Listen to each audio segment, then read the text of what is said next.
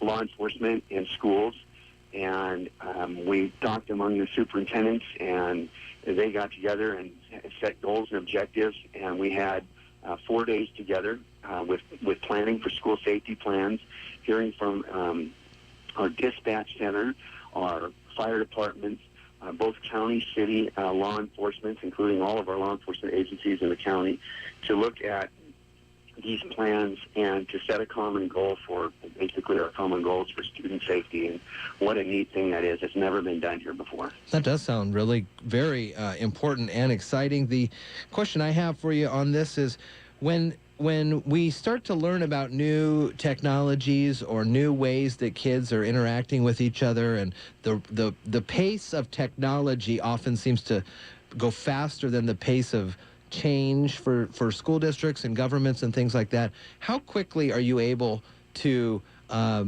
assess changes and trends that you're able to then push through the school districts? If you know what I'm talking about, cyberbullying and things like that.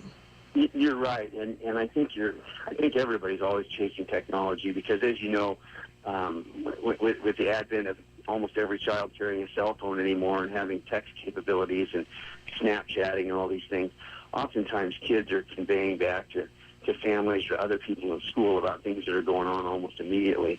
Unfortunately, sometimes the information isn't correct, and it goes out incorrect, and it becomes exaggerated and worse as the time goes on. Yeah. So on these circumstances, what we're looking at is to putting together our response plans consistently between law enforcement and schools, and what steps and protocols and procedures will be used on a consistent basis between all of the schools in the county, so that when law enforcement and aid and dispatch are working on a particular issue in a building, that each school that we go to will be following, and they will be understanding our procedures and why we're doing what we're doing, and we will have a consistent policy to follow from school to school as we respond to each building.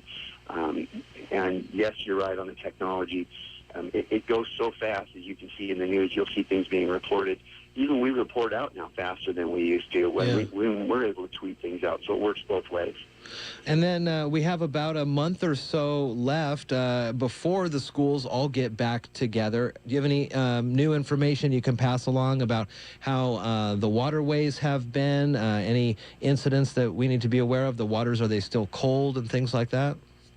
The water in our area, I don't think people, I used to say this all the time until I got on a rescue dive team, it's kind of hard for people to understand, especially when we're talking the waters of the Hood Canal and in the Puget Sound. Those water temperatures don't change that much, a few degrees. Yeah. And so year-round, that water is lethal if you're not prepared for it. Our lakes, they warm up a little bit, but it's the air temperature outside that really kind of encourages people to jump in the water. But also your rivers are your same way. Those temperatures are still awfully cold, and you just have to be aware of what you're getting into. All right, Mason County Sheriff Casey Salisbury, anything else to pass along this morning? No, I'm in beautiful Spokane today, and it's sunny here. How is it at home? Cloudy. Bring some of that sun back, will you? I'm actually at another school planning program over here this week, so anyway, so well, Casey, thank you, Jeff. Hold on. Well, now that I have you here, Casey, let me ask you this quick, because you're a bigwig for the sheriffs of the whole state, right? You're the head of that.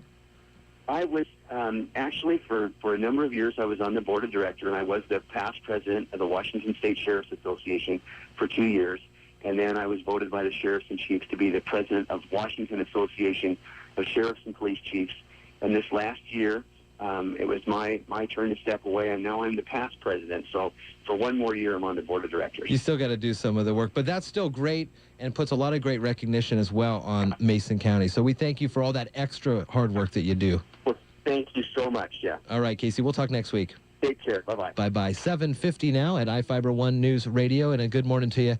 I am Jeff Slakey, and we'll be right back after this latest report from your political insights. Now your political insights from ABC News. It's all about the economy.